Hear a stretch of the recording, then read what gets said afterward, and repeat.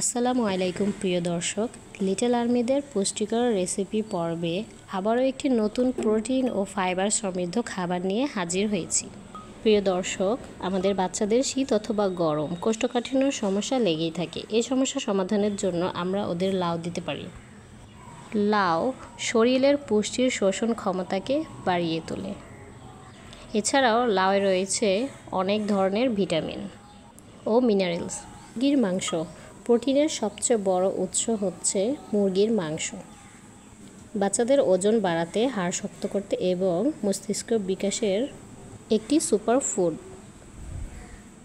আজকে তৈরি করে দেখাবো লাউ দিয়ে মুরগির মাংসের তরকারি। প্রথমে আমি 1 টেবিল চামচের মতো তেল নিয়ে এখানে হাফ মোট পেঁয়াজ কুচি দিয়ে দিয়েছি এবং এর মধ্যে কিছু গোটা মশলা, দারচিনি, এলাচ এবং 2টো লবঙ্গ এবং 2টো তেজপাতা চিড়ে নিয়েছি এবং পেঁয়াজের সঙ্গে এগুলো ভালো করে একসঙ্গে ভেজে নিচ্ছি। দর্শক, লাউ এবং মুরগি দুটোই বাচ্চাদের পুষ্টির ক্ষমতাকে বাড়িয়ে তুলবে। তো এখানে আমি পেঁয়াজগুলোকে গোল্ডেন ব্রাউন করে ভেজে নিয়েছি। ভেজে নেওয়া হয়ে গেলে আমি একটু সামান্য পানি দিয়ে দিব। সামান্য পানি দিয়ে এখন আমি এর মধ্যে সামান্য লবণ দিয়ে দিব। একে একে হলুদের গুঁড়া দিয়ে দিব হাফ চামচেরও একটু কম। এরপরে দিয়ে দিব শুকনো মরিচ হাফ চামচের থেকেও একটু কম।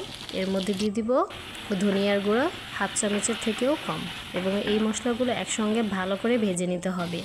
খুব সুন্দর করে ভাজা ভাজা করে নিতে হবে।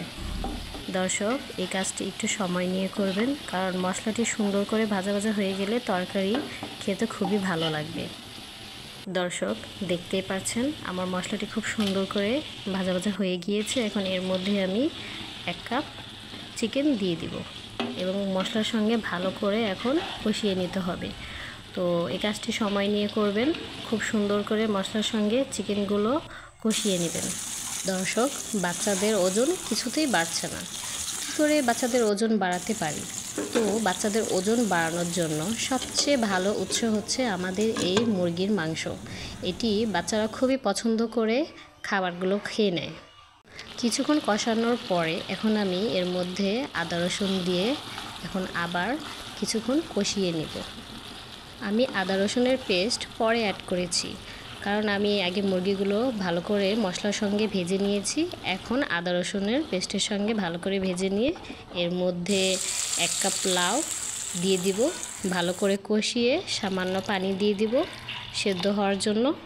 এখন আমি মাঝারি টু লো আঁচে 20 মিনিট রান্না করে নেব। তৈরি হয়ে গেল আমাদের লাউ দিয়ে মুরগির মাংসের তরকারি। এটি বাচ্চাকে লাঞ্চ অথবা ডিনারে দুটো সময়ই দিতে পারেন। এখানে আমি আমার লিটল আর্মির জন্য প্লেটে খুব সুন্দর করে পরিবেশন করে নিচ্ছি। আপনারা আপনাদের বাচ্চাদের খাবারগুলো খুব সুন্দর করে পরিবেশন করে দিবেন। ওরা দেখতে যখন ভালো লাগবে তখন খেতেও চাইবে। বাচ্চাকে খাবার খুব সুন্দর করে পরিবেশন করে দিবেন। এখানে আমি পালং শাক ডাল দিয়ে রান্না করে রেখেছিলাম, সেটিও সঙ্গে নিয়ে নিলাম। বাচ্চাদের খাদ্য তালিকায় অবশ্যই শাক রাখবেন। ভিডিওটি কেমন লেগেছে কমেন্টে জানিয়ে দিন এবং ভালো লাগলে অবশ্যই লাইক করে সাবস্ক্রাইব করে আমার পাশেই থাকবেন।